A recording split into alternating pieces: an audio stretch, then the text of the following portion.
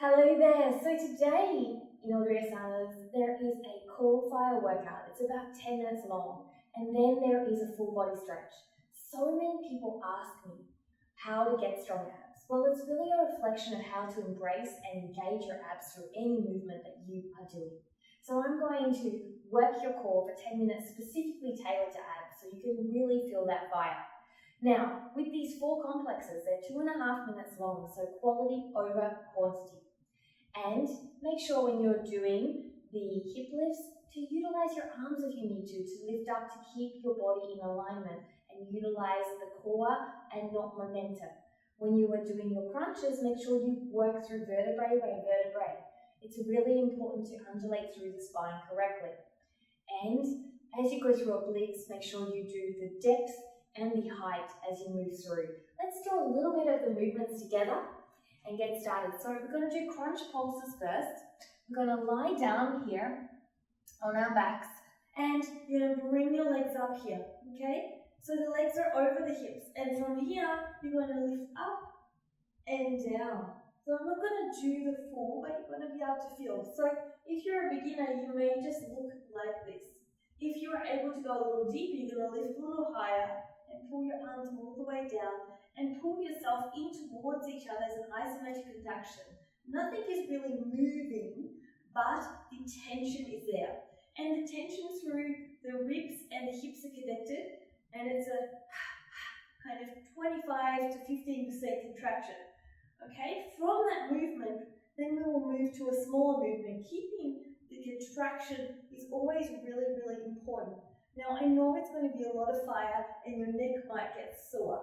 So if your neck gets sore, you can utilize one hand behind your head. This will support your neck. Make sure that you have a slight double chin and you're pushing your head diagonal and long as you do that. That will support it. But as we go through this, we will also have things like crunches, where I mentioned we're going to move vertebrae by vertebrae through the spine, and we will be able to support our head. But make sure you don't crunch your head up as you do that. Make sure you keep your head long and your chest is lifting and still open, so we're not rounding and closing everything off.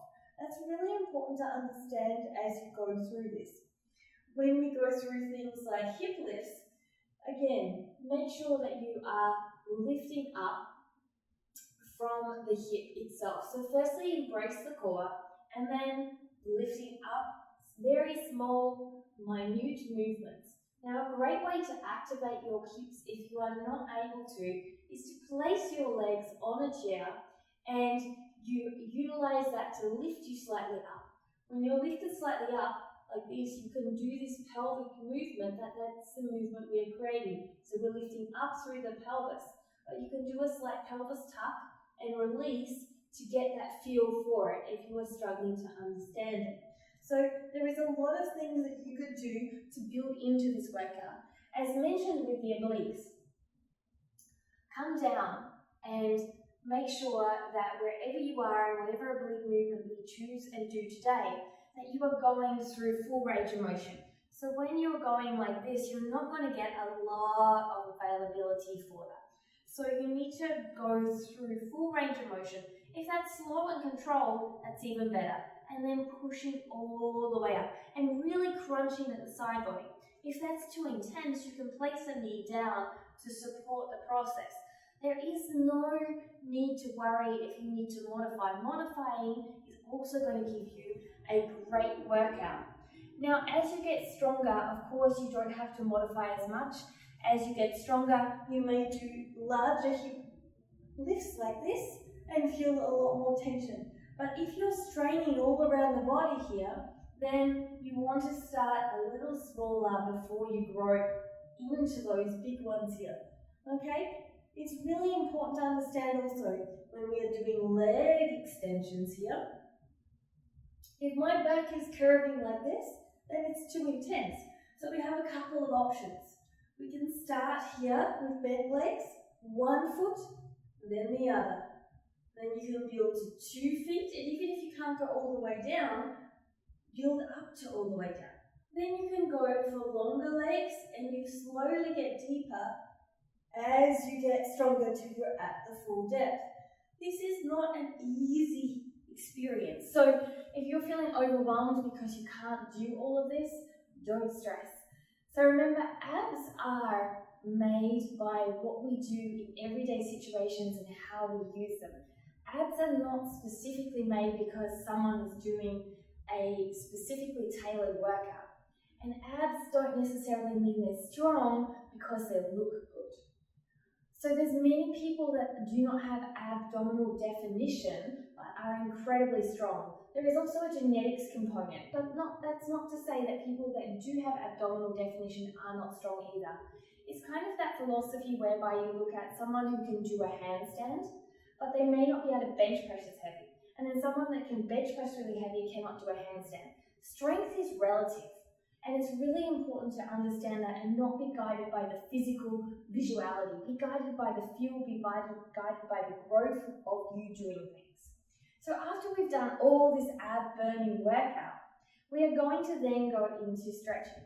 Now I want you to understand that if you are struggling with posture and your flexibility, it's okay to sit on a block to raise you. For example, if you are here with your legs open in a straddle, and it's okay to have bent legs. What we're not wanting to achieve is this rounded back position.